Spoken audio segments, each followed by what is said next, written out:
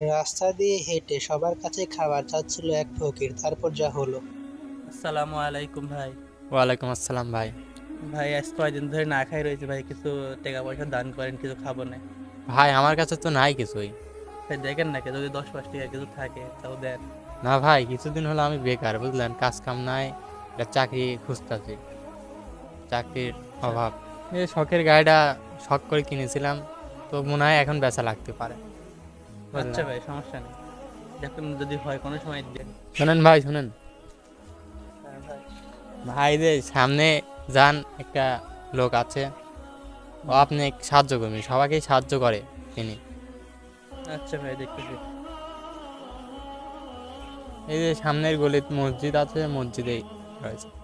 আচ্ছা ভাই, ঠিক আছে, আচ্ছা গেলাম। আচ্ছা। লোকটির কথা শুনে সেই মসজিদের দিকে যাচ্ছিল সেই ফকিরটা মসজিদে গিয়ে যা দেখলো। اللهم آمين ربنا آتنا في الدنيا حسنة وفي الآخرة حسنة وقنا عذاب النار يا رب العالمين।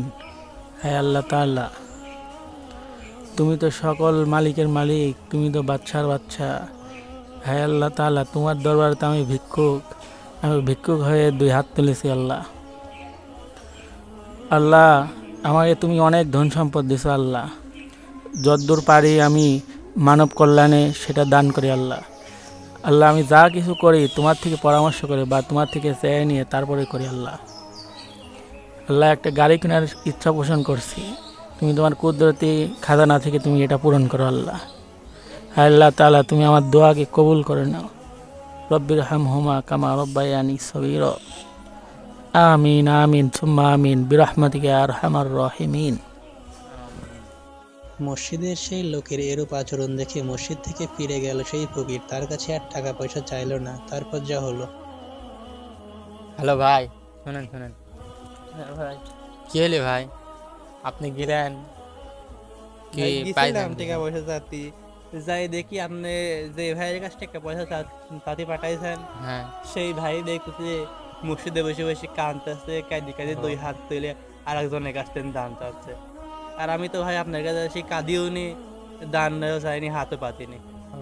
সেই জন্যই আমি এখন চিন্তা করেছি আপনার ওই ভাই যাচ্ছেন দান চাই, যাত্তেরই আমি দান চাবো।